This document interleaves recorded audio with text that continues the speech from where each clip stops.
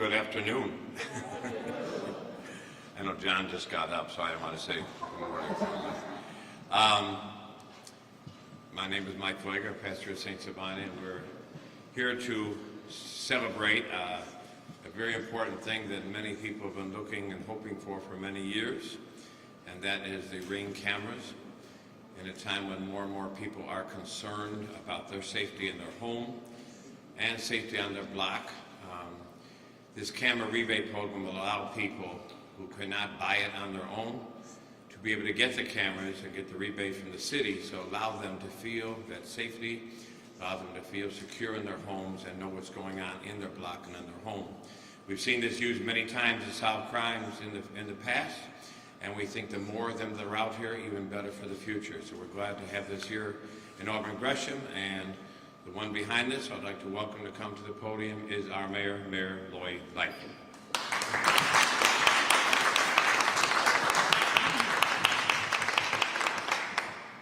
Good afternoon, everyone, and thank you, Father Mike. It's fitting, of course, that we are here at St. Sabina, because for too long, not because we want his tenure to end, but for too long he has been, in many instances, the sole voice talking about community safety. So it's great to be here with him and partner with the faith community of St. Sabina's, who is always doing everything possible to keep not only this community safe, but raise the consciousness of the rest of our city around issues of community safety. So thank you, Father Mike, and thank you to the St. Sabina family. We're here to officially launch an important program that will ensure that our residents have the tools that they need to make sure that their person and properties are protected. Joining me in this effort is Community Safety Coordination Center lead CCO Tamara Mahal, and she'll talk more specifically about the details. Director of Community Policing Glenn Brooks, and a 50-plus year resident of the Auburn Gresham community, Tony Curtis, not to be confused with the actor of the same name. One of the biggest lessons that we learned from COVID-19 is that we need to activate a number of city resources across city departments, programs, policies, and our community partners to adequately address the toll that public health crises take on our most vulnerable communities.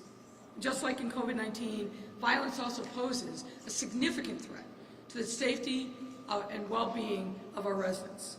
That's why we have taken a public health approach to community safety, to partner with community leaders and organizations who have been on the ground working to end violence for decades, and funnel as many resources as we can into addressing the causes and effects of violence.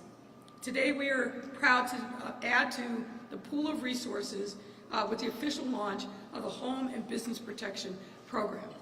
The Home and Business Protection Program will empower residents with the tools that they need to feel safe by providing rebates of up to $1,020 to cover the cost of outdoor security cameras, 1 year of cloud storage for video footage, outdoor motion sensor lighting, vehicle GPS trackers, and subscription costs.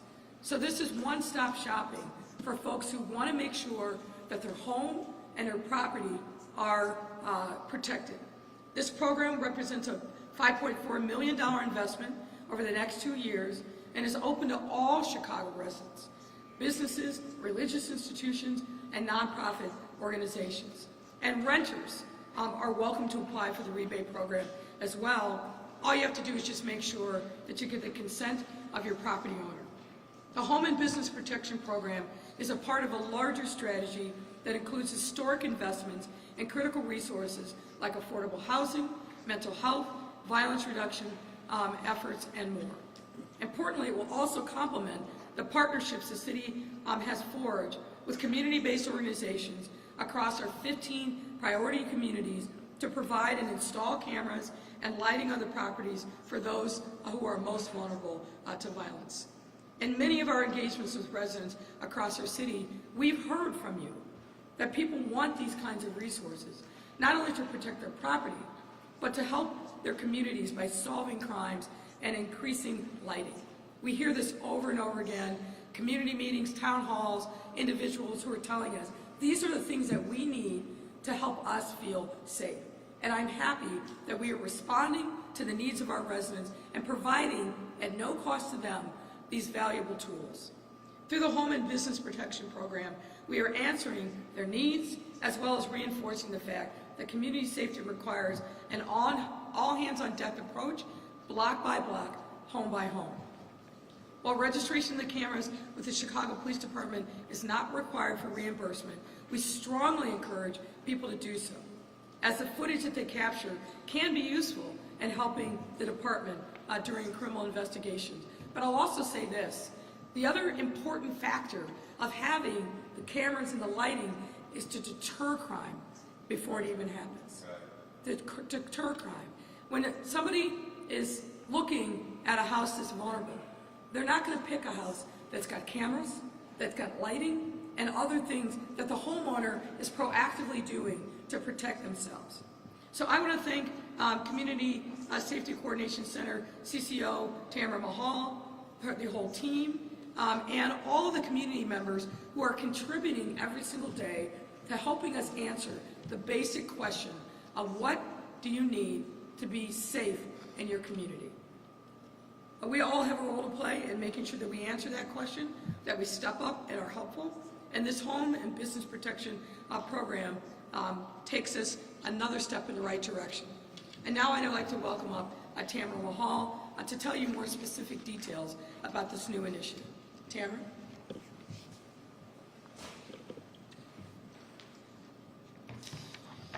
Thank you, Mayor, and thank you to Father Flagler for hosting us today. The objective of the Home and Business Protection Program is to provide the tools needed for community members to feel safe and help secure their property. Starting today, residents and business owners can apply to be reimbursed for purchase costs for the cost of outdoor security camera systems and associated cloud-based subscription and storage costs, outdoor motion sensor lighting fixtures, and vehicular GPS trackers and associated subscription costs. For those of you that may not be familiar with those, GPS tracking devices actually go up underneath the hood of your car and connect to your cell phone so you know where your car is at during different times, and this can be helpful in the instance of vehicular hijacking in helping police to quickly recover your vehicle and arrest the criminal. I want to note that the information and specifics I'm about to share can be found at chicago.gov/HBPP.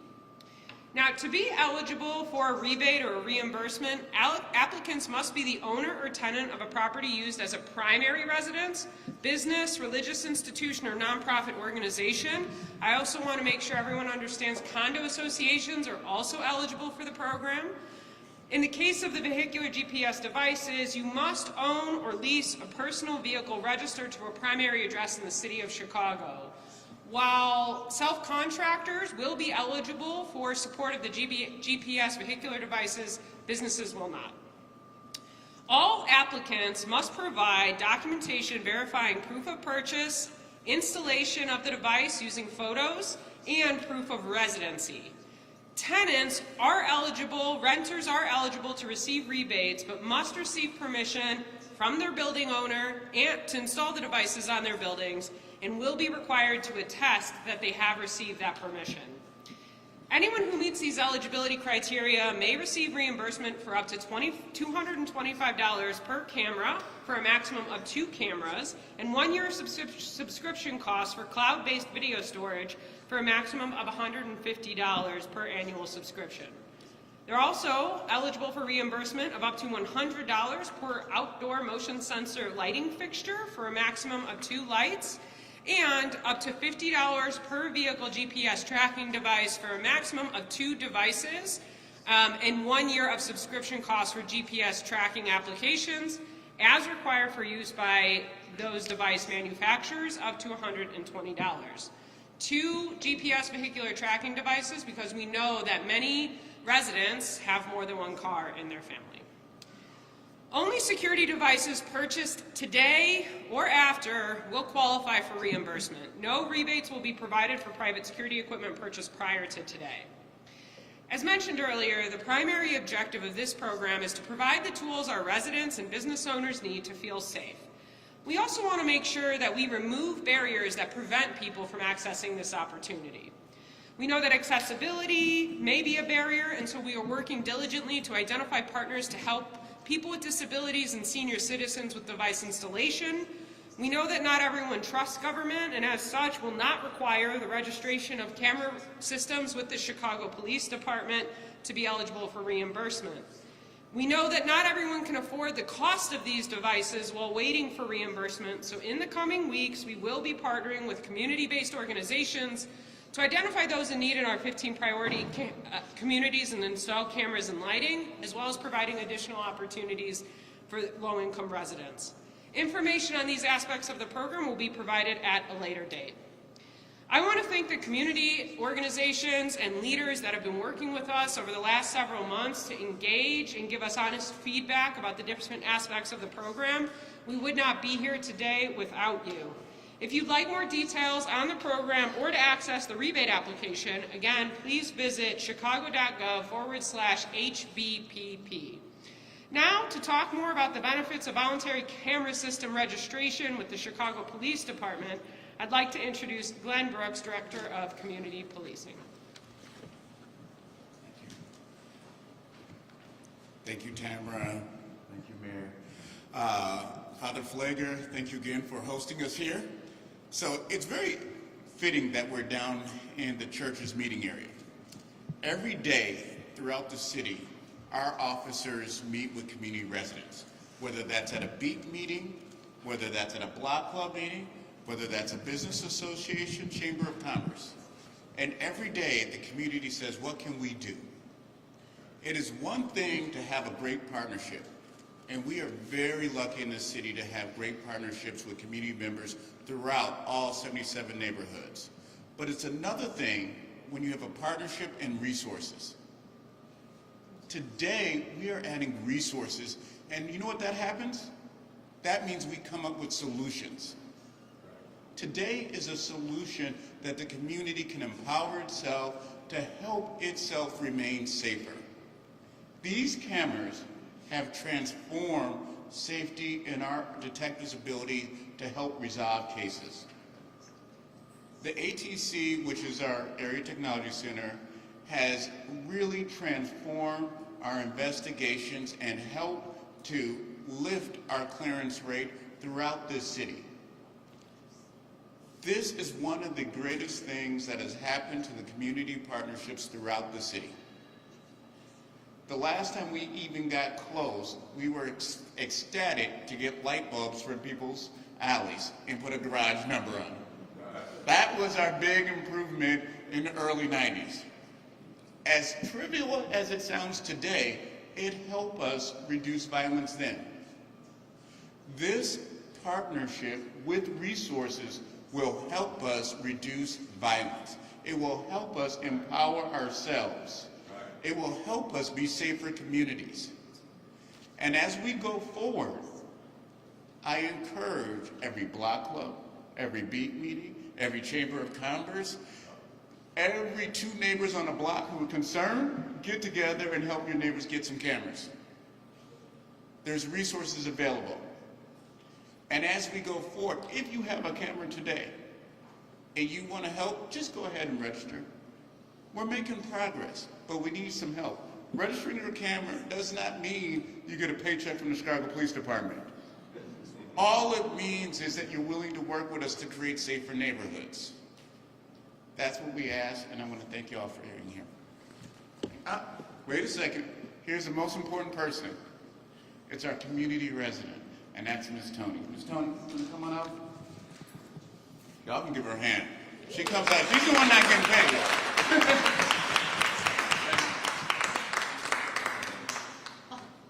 I didn't think I was going to be up here by myself, but I just want to say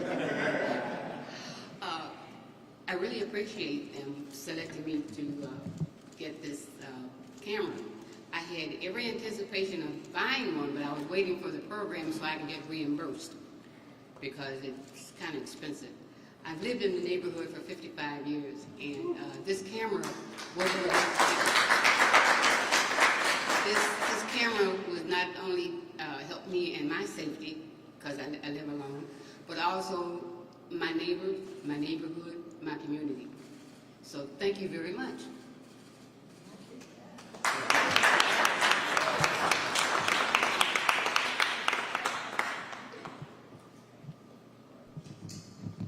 So let me just say a couple more things before we take your questions. Why we think this is important is for the reasons that Glenn said. It is one thing to have partnership, but if you're not coming to the table with resources and answering a specific need, then you're not really being responsive to our residents. We heard loud and clear from residents that this is something that they wanted, and we're here to make sure that we provide it. And I want to be clear, if you don't have the resources up front, don't worry, we will help you. If you're not able to do the installation yourself, don't worry, we're here to help you. We don't want ability to pay or ability to install to prevent people from taking advantage of this incredibly important initiative. We want everybody who wants a camera, who wants lighting, who wants a GPS tracker to be able to get it across our city, north, south, east, and west. So I hope you will take advantage. And with that, we're happy to answer your questions. Thanks, Mayor. Members of the media, 2 questions per reporters. We'll kick it off in the first row with Mariah Sun-Times. Hi, thank you. So following the first year of paid subscription, should residents expect to get later help with the next years? Well, obviously, if there are residents who want to continue the program and aren't able to pay, then certainly we're going to work with them to do whatever we can. We want this to be something that they can depend upon for their home security, business security into the future. And how long has this program been in the works? Well, if I'm honest, it's been in the works for a while. I first actually learned about this possibility probably 2 years ago from Mayor Bowser in Washington, D.C. And she told me about it. They did it on a smaller scale, and I thought, this is something that we need in Chicago. And as we started engaging with residents, more and more people started raising this issue proactively. So I've been pushing my team, frankly, for some time, as Tamara can attest, to make sure that we get this up and running. Thank you. Thanks, Mariah. Taman, WGN. Mayor, a bipartisan group of U.S. senators is exploring possibly raising the age to buy a certain type of weapon and also increasing funding for mental health resources. How disappointed would you be if that's all that the U.S. Senate can accomplish? How should I answer this? Listen. Yeah, exactly. Look, I just came back from the annual convening of the U.S. Conference of Mayors. And obviously, the terrible tragedies occasioned by people who should not have guns in their hands was a big topic of conversation. And I can tell you, I'm not the only mayor across this country that is extraordinarily frustrated by the lack of progress at the federal level. We've got to get the Senate to act. Just in the last few weeks, you think about the number of tragedies that we've seen here in Chicago, in Buffalo, in Tulsa, in Uvalde, over the weekend in Philadelphia and Chattanooga. It seems like almost a daily occurrence where we see violent, dangerous people and frankly children who have guns, and then a tragedy happens. As I've been saying now quite clearly, when a young person picks up a gun, it's only when, not if, a tragedy is going to strike. It is inconceivable to me that senators who are seeing these tragedies unfold in state after state, city after city, don't have a sense of consciousness and responsibility to do something. These things are happening for a reason, and we need the Senate to step up and act. At the U.S. Conference of Mayors, we act on a bipartisan basis all the time. I cannot conceive of a reason why, in the face of a national tragedy, in the face of the polling that shows 60 and 70% of the people support common sense gun reform, background checks, making sure that people who are too dangerous to fly can't get a gun, raising the age of a possession. First of all, we should do away with assault weapons, but if we can't get there, tell me that we require kids to be 21 to drink alcohol, but you can walk in at 18 and buy a weapon of war? It makes no sense whatsoever.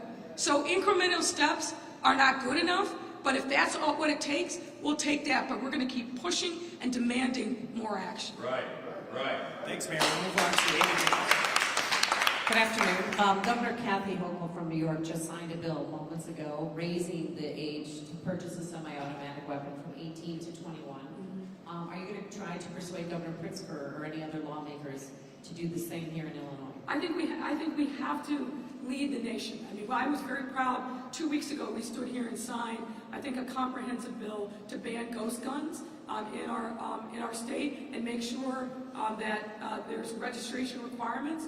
We have to lead. We have to lead. If we don't lead, we're going to be following others, and there's going to be continued tragedy. I don't believe that assault weapons should be in the possession of anybody who isn't a military person, who isn't law enforcement. It doesn't make any sense to me. We know exactly what happens when those kinds of weapons are in the hands of dangerous people or children on our streets. Tragedy follows, no question whatsoever. So we should lead on those issues and a number of others. But look, here's the issue. We can be as comprehensive as we want as a state, but if everyone around us in particular doesn't follow suit, that's Indiana, Wisconsin, Iowa. Iowa is a huge challenge for us. Michigan, if they don't all follow suit, then guns travel. They don't respect geographic boundaries. We know that because we see the number of guns that pour over the border from other states into Chicago. That's why we need federal legislation. That's the key. The federal government is uniquely qualified to do a number of things that can't be done at the state or local level. We need the federal government to act. We can't take them off the hook. We've got to keep pressing for the Senate to act. The House has done its part. The Senate needs to get together and it needs to act. I'm told there's productive discussions, but I hope and pray on behalf of our residents that it's true. All right, as you know, 3 law enforcement officers, a U.S. Marshal, 2 Chicago police officers have been shot in the past 7 days. According to Superintendent Brown, there's a different mentality on the streets these days. What is it, and what has changed to make people, do you think, feel so emboldened to shoot at police? Look, we've been seeing this building over the last few years, and one of the officers that was shot last week was in full uniform in a Mark Scott car. The officer was shot over the weekend was a TAC officer, so in plain clothes, but we've seen an exponential increase in a number of police officers in Chicago that have been shot at by residents who are feeling emboldened. Well, you know, look, I think it's a couple of things. If people don't feel like there's going to be accountability for their actions, they're going to continue to be emboldened and brazen. This is why I've been so clear and consistent in saying we don't want to turn Cook County Jail into a debtor's prison. Nobody thinks that that's a good idea. We shouldn't be locking up nonviolent individuals just because they can't afford to pay a bail. But given the exacting standards that the state's attorney has for charging a case, which is proof beyond a reasonable doubt, when those case charges are brought, these people are guilty. And of course, they're entitled to a presumption of innocence. Of course, they're entitled to their day in court. But residents in our community are also entitled to safety from dangerous people. So we need to keep pressing the criminal courts to lock up violent, dangerous people and not put them out on bail or electronic monitoring back into the very same communities where brave souls are mustering the courage to come forward and say, this is the person who is responsible. That undermines safety. It tells the victims that there's no justice for them, and it undermines the legitimacy of the criminal courts. If we hold violent, dangerous people accountable, we will see a significant drop in the violence in our cities. But when you've got somebody who's accused of murder, attempted murder, rape, kidnapping, carjacking, as is now, these people are walking the streets right now, today, in our communities because our criminal courts are not doing their job and taking into consideration the danger to the community. When somebody's got a rap sheet as long as my arm, and then they've committed another act of violence, they are a danger to the community by definition and should be held pre-trial. I'm going to keep talking about that because that's absolutely essential to bring peace to our communities. No one is going to feel safe as long as those folks are back out in the street 24, 48 hours later after they go through bond court. It's madness, and it doesn't make sense, and we've got to keep sending the message to the criminal court judges that they have an absolutely essential role to play in community safety. All of the efforts that we're trying to accomplish here, all of the resources that we're putting in to strengthen community, all of the partnerships that we're building will be for naught if violent, dangerous people are not held accountable. And that means holding them pre-trial. Thanks, Mayor. John Garcia, ABC. I guess I don't have to introduce myself then.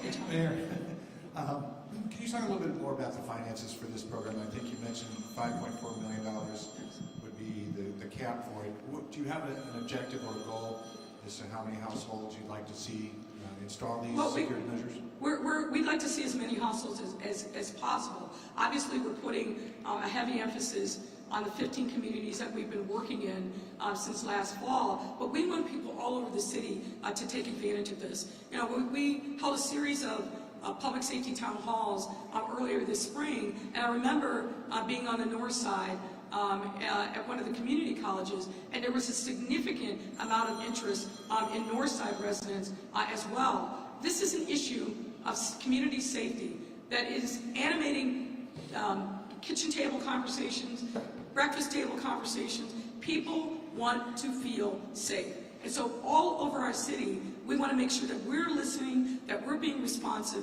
and that we're providing the resources that it's going to take. So we're starting out with 5.4, but if we see a significant uptake and we need to put more resources into it, we definitely will. I'll be asking the City Council for more resources for sure.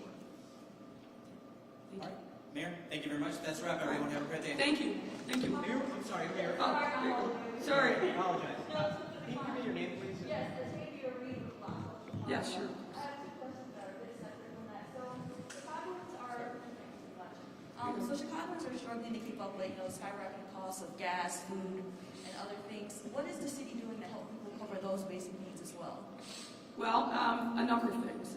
First and foremost, you know that we started a program to give people gas cards, $150. It's about 2 tanks of gas. We know that going into the summer months, gas prices always rise, so we want to make sure that we meet that need. In addition to that, we're providing people with CTA transit cards because we also want to encourage people to ride the CTA and help us lower our carbon footprint. So that's 2 things. In addition to that, we've launched our targeted financial assistance, a $31 million pilot program. We aim to serve 5,000 families with $500 a month per year to help them really, I think, shoulder the challenges that a lot of families are facing with rising costs, but also people are in crisis living paycheck to paycheck. We want to make sure that we're meeting those needs. In addition to that, we have a number of other programs that we have employed to really meet the immediate need that people have right now. In the longer term, obviously, what we're working on is making sure that we're bringing economic development and good jobs to communities all over our city so that people have the ability to get a job that isn't just a subsistence earning, but really one where they can build wealth, they can pay their bills, hopefully look at home ownership. So there's a number of different things that we're doing and have been doing for quite some time because we know, particularly coming out of the pandemic, that a lot of individuals and families are struggling. We've done a lot with emergency rental assistance. We've done things to help small businesses. Our small business resiliency loan, that's a loan fund, that's a $100 million fund. We can get you more specifics, but we have really tried to meet people where they were through this economic crisis occasioned by the downturn in the economy because of the pandemic-related closures. And do you have an update on what progress the Park District is making on hiring guards for city indoor and outdoor pools this summer? I'm sorry, didn't hear the question. Yeah, do you have an update on the Park District making, do you have any updates on the progress that the Park District is making to hire lifeguards for indoor and outdoor pools this summer? Yeah, it's still a challenge, and I encourage anyone who wants to sign up either as a full-time lifeguard or a junior lifeguard to apply. Our beaches obviously are open. They opened over Memorial Day weekend, but we want to make sure that our pools all across the city are open. We need to get about 100 more lifeguards. We're providing $500 stipends. We can get you a specific update, but if you want a summer job, not only will you get paid a really nice salary, but we're going to give you $500 in addition to that to be a lifeguard with the Chicago Park District. We need you. If you can swim, we can train you. Thank you, Mayor. Let's wrap, everyone. Thank you.